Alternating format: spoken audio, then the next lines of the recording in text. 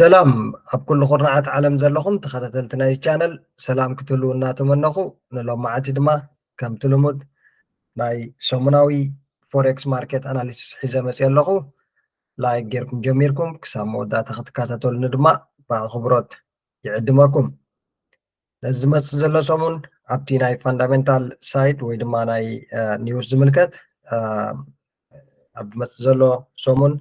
CPI ኣለና ወይ ድማ ኮንሱመር ፕራይስ ኢንዴክስ ናይ US ዶላር ቨሪ ኣገዳሲ ዝኾነ ማለት እዩ ከምኡውን PPI ፓርቼዚንግ ማናጀርስ ኢንዴክስ ዝበሃል ማለት እዩ እዚኦም ክልተ ኒውስ ኢቨንት ኣዝዮም ኣገዳሲዮም ኣብ ሰሉስ ዘሎ ግዜ ሰሉስን ረብዕን ኣለውና ማለት እዩ ብፍላይ ድማ እቲ ኮንሱመር ፕራይስ ኢንዴክስ ወይ CPI ዝበሃል ንዝመፅእ ዘሎ ወርሒ 6 ኢንተረስት ሬት ክውስኽ ድዩ ወይ ድማ ክጎድል ኣብ ኣሜሪካ ሓደ ሓሳብ ዝህብ ወይ ድማ አይዲያ ዝህብ ስለ ዝኾነ ኣዝዩ ኣገዳሲ ማለት እዩ ስለዚ ኣብ ማርኬት ድማ ብዙሕ ቮላቲሊቲ ወይ ድማ ብዙሕ ምንቅስቃስ ከኸትል ትፅቢታት ኣሎ ማለት እዩ ስለዚ ካብኡ ወፃኢ ብዙሕ ናይ ኒውስ ኢቨንት የብልናን ንዑ እናተኸታተልና ግን ኣብ ግምት ብምእታው ከመይ ክኸውን እቲ ቴክኒካል ማርኬት ድማ ኣዝዮም ብሉፃት ዝኾኑ ሰጣብ ሒዘ መፅእ ኣለኹ ለስኮ ከምዚ ኣብዚ ንሪኦ ዘለና ብቐዳምነት እቲ ናይ ዶላር ኢንዴክስ ወይ ድማ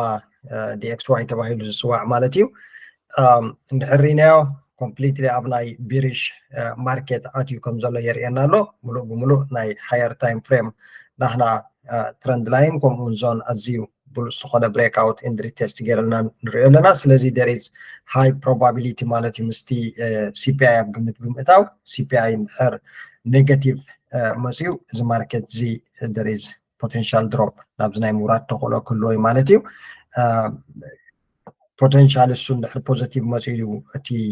CPI ከዓ እዚ ማርኬት እዚ all the way ናይ ላዕሊ ናይ ምኻድ ተኽእሎ ክህልዎ እዩ ስለዚ ኦቨርኦል ግን ብዘይቲ ናይ ኒውስ ሳይድ ዶላር ኣብ ናይ ኔጋቲቭ ወይ ድማ ናይ ሴል ዳይሬክሽን ሒዝልና ከም ዘሎ ክሊርሊ ብናይ ሃየር ታይም ፍሬም ኣብዚ ንሪኦ ኣለና ማለት እዩ ስለዚ እንታይና ክንፅበ እቲ DXY ወይ ድማ እቲ CPI እንድሕር ኔጋቲቭ መፅኡ DXY ኔጋቲቭ ሴል ናይ ምኻድ ተኽእሎ ኣለዎ እንድሕር ኢልና ኣብ ዩሮ USD GBP USD ከምኡውን ጎልድ እቶም ቀንዲ ትሬድ ንገብሮም ፔርስ ንሕና ድማ ፖዚቲቪቲ ወይ ድማ ናይ ሎንግ ቡል ማርኬት ክንርኢ ተኽእሎታት ኣሎ ማለት እዩ ስለዚ ኦቨርኦል ብከምዚ ጌርና እቲ DXY ሓደ አይዲያ ወይ ሓደ ስእሊ ወሲድና ንፅናሕ ማለት እዩ ካብዚ ቀፂልና ናብቶም ትሬድ ንገብሮም ፔርስ ክንመፅእ ኢና ኣብዚ ምስ ንመፅእ ኣብ ናይ GBP USD ማለት እዩ ቨሪ ክሊርሊ ማርኬት ኣብዚ ዝሓለፈ ሰሙን ማለት እዩ ናይ ፕሪቪየስ ናይ ንውሕ ዝበለ ናይ ወርሒ 4 ዝነበረ ሚቲጌት ዘይኮነ ስትራክቸር ሙሉእ ብሙሉእ ሚቲጌት ገይርና ብድሕሪ ድማ ማርኬት ቡሊሽ ሞመንተም ካንድልስ ኦረዲ ብዚ ፎርምት ገይርልና ኣሎ ስለዚ ኦቨርኦል እንድሕር ሪእናዮ ፕራይስ ኣብ ናይ ቡሊሽ ሰናሪዮ ሽፍት ገይሩ ከም ዘሎ የርእየና ኣሎ ናህና ሃየር ታይም ፍሬም ሙሉእ ብሙሉእ ብሬክ ገይርና ኣሎ ብዚ ከም ዝሪኦ ዘለና ስለዚ there is potential move this market up ማለት እዩ ሕጂታ CPI ወይ ድማ ኮንሱመር ፕራይስ ኢንዴክስ ንብላ ዘለና ንዓ ኣብ ግምት እናእተና ማለት እዩ ስለዚ 1.25 ኤርያ እዚኣ ስትራክቸር እዚኣ ማለት እዩ እዚኣ ናሕና ናይ ባይ ሶን ክትከውን ከላ ፕራይስ ነዚኣ ስትራክቸር እዚኣ ክሳብ ብሬክ ዘይገበረልና ዝኾነ ባይ ኣይ ክሊክ ኣይንገብርን ኢና ኣብ GBP USD ሃየር ታይም ፍሬም ፕራይስ ነዚኣ ስትራክቸር እዚኣ 1.25 ኤርያ ብሬክ እንድሕር ገይርልና ግን there is potential move all the way to the up ማለት እዩ at any time ግን እቲ CPI እንድሕር ሆት መፅኡ ከምቲ ብጣዕሚ ሃይ ናምበርስ እንድሕር ሓሪሙ ማለት እዩ ስለዚ እቲ ኢንተረስት ሬት ድማ ኣብ ቀፃሊ ናይ ምጉዳል ክህልዎ እዩ ስለዚ እዚ ማርኬት እዚ ድማ GBP USD all the way short ክሳብ ኣብዚ ናይ ምውራድ ተኽእሎ ክህልዎ እዩ ማለት ስለዚ በዛ ዘለናያ ወይ በዚያ ሕጂ ንሪኣ ዘለና ግን ናይ GBP USD ቡሊሽ ማርኬት እዩ ዘሎ ዝኾነ ሴል ኣይክንኣቱን ኢና ባይ ንክንብል ድማ 1.25 ኤርያ ስትራክቸር ብሬክ ኣውት ክኾነልና እዩ ማለት እዩ እቲ ዝዓበየ ሴል እናኣትወሉ ከዓ ኦፍኮርስ ኣብዚ እንድሕር ናይ ቢሪሽ ካንድልስ ፎርም ገይሮምና ስቶፕ ሎስና ኣባብ ጌርና ሴል ፖዚሽን ክንሕዝ ንኽእል ኢና ግን ከምኡ ዓይነት ሪስክ ምእታዊ የድልየናን እዩ 1.25 ብሬክ ኣውት እዚኣ ከዓ ናይ ሴል ስትራክቸር ናሕና እያ ማለት እዩ 1.25 ሕጂ ክሊርሊ 1.25 ብሬክ እንድሕር ገይርልና ማርኬት ሙሉእ ብምሉእ ናይ ሴለርስ ኮንትሮል ከም ዘሎ ክርኢና ክሳብ 1.24 ከምኡ እናበልና ድማ ክሳብ 1.23 ኤርያ ክሳብ ኣብዚኣ ስትራክቸር እዚኣ መቲጌት ትኸውን ማለት እዩ ሾርት ፖዚሽን ክንሕዝ ንኽእል ኢና ማለት እዩ ስለዚ ክሊርሊ ከምዚኣ ጌርና ማርክ ብምግባር ብክልቲኡ ንባይ ይኹን ንሴል ኦፖርቹኒቲ ቦዝ ዳይሬክሽንስ ክንፅበያ ኢና ማለት እዩ ኦቨርኦል ግን ራይት ናው ናይ ቡሊሽ ኮንትሮል ከም ዘሎ ማርኬት በዚ ናይ ፕሪቪየስ ዝነበረ ስትራክቸር ኣብዚ ክሪኦ ካንድል ፎርሜሽን ከምኡ ሪጀክሽን ክሪኦ ንኽእል ኢና ኣት ደ ሴም ታይም ኣብዚ ድማ ናይ ፍራይዴይ ዝነበረ ማርኬት ኣፍተር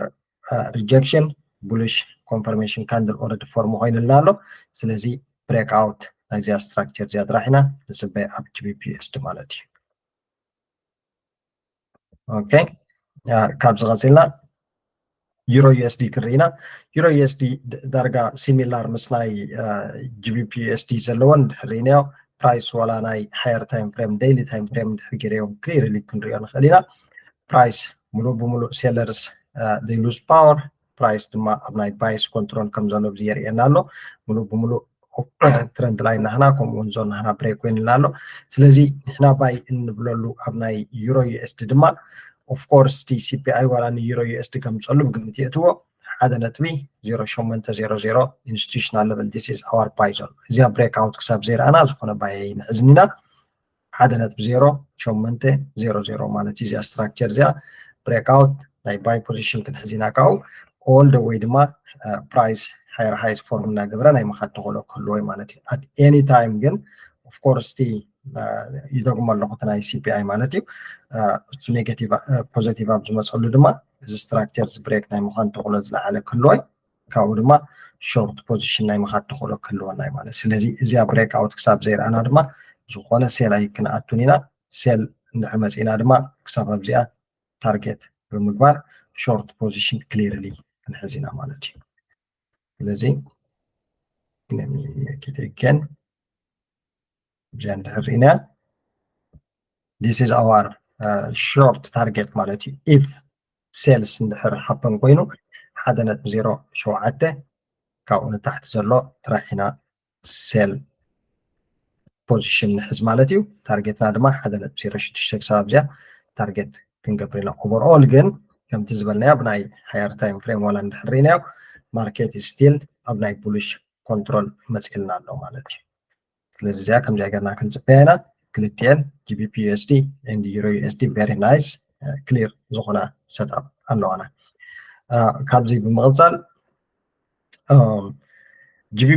ጂፒዋይ ኢና ሞስት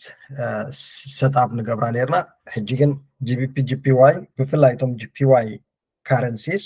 ጂፒዋይ ዩሮ ጂፒዋይ ሲኤችኤፍ ጂፒዋይ ዩኤስዲ ጂፒዋይ ዝኣመሰሉ ፔርስ ኩሎም ዳርጋ ኤክስተንድድ ኮይኖም ኣለዉ ኣብ ናይ ኤክስፓንሽን ፌዝ ማለት ናይ ቡሊሽ ሕጂ ዝኾነ ንሕና ክንኣትወሎም ንኽእል ዞን ወይ ድማ ስትራክቸር ስለ ዘይረኸብኩ ኣብ ክንዶም ጂቢፒ ኤንዚዲ ሒዘ መፅአ ዘለዎ ብዙሕ ትሬድ ኣይንገብራና ግን ኣዝያ ኢምፖርታንት ስለ ዘላ ዝበለፀት እያ ካብተን ናይ በዓል ጂፒዋይ ስለዚ ኣብ ክንዲ ጂፒዋይ ጂቢፒ ኤንዚዲ ክንሕዝ ኢና ነዚ ቀዳመ ሰብ ነዚ ሰሙን እዚ ማለት እዩ ስለዚ ኣብዚ እንድሕር ርኢና ፕራይስ ኮምፕሊትሊ ቢዩቲፉል ስትራክቸር ብሬክ ገይረልና ኣሎ as we can see by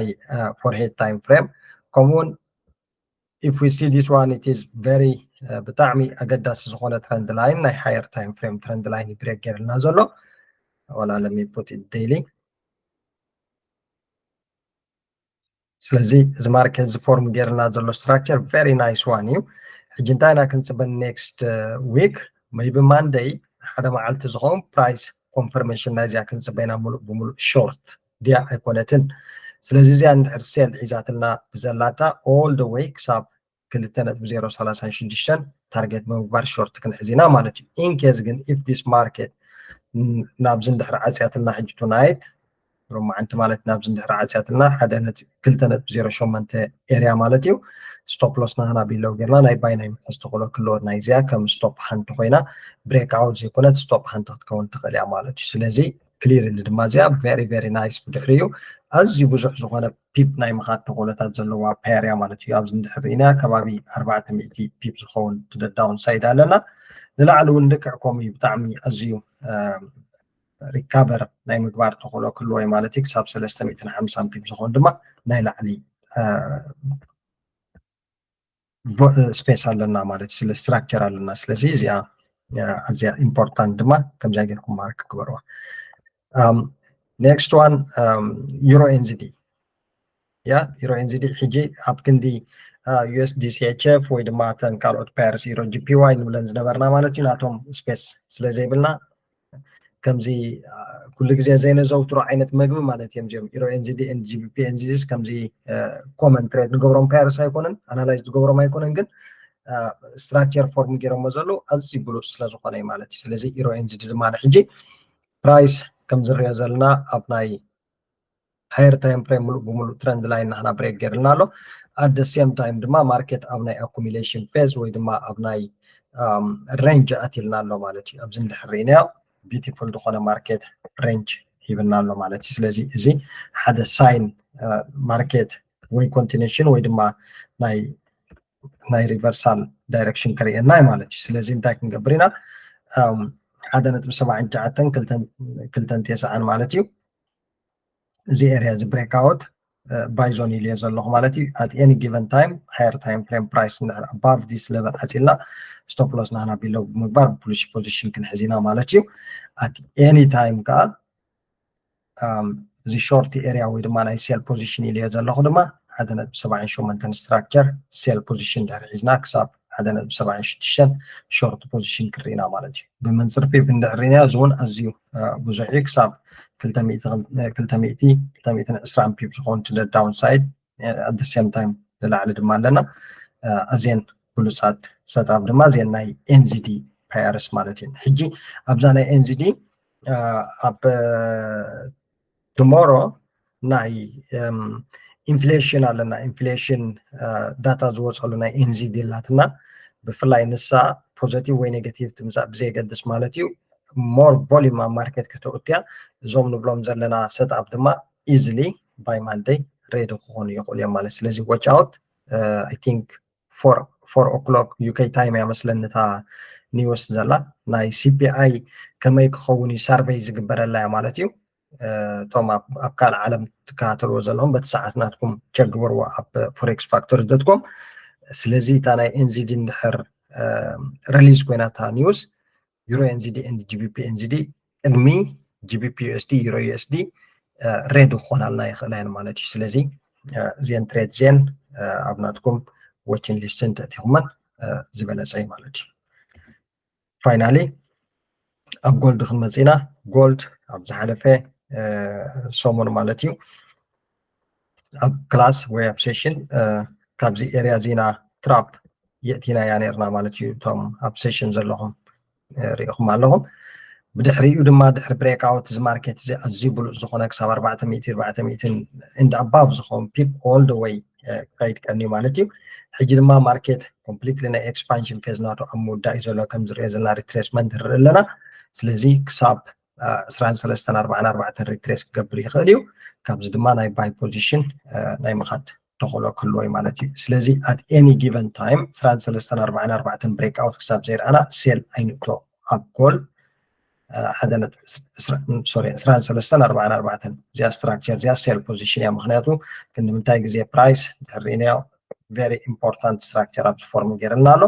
ስለዚ ፕራይስ ንስትራክቸር ብሬክ ክሳብ ዘይገበሮ ዝኾነ ሴል ኣይክንብል ኢና ፕራይስ ናብኡ ሪትሬስ ምስ ገበረልና ድማ ቡሊሽ ኮንፈርሜሽን ድሕሪ ሂብና ናይ ባይ ፖዚሽን ክንርኢና ማለት እዩ ስቶፕ ሎስ ናህና ቢለው ምግባር ባይ ክንሕዝ ኢና ኦቨርኦል ጎልድ ኢዝ ኢን ባይ ፖዚሽን ነግረ መገድና ድማ እቲ CPI ወይ ኮንሱመር ኢንዴክስ ንብሎ ዘለና ኣዝዩ ንጎልድ እውን ከም ዝምልከቶ ኣብ ግምት ንእትዎ እሱ ኔጋቲቭ እንድሕር መፅኡ እዚ ድማ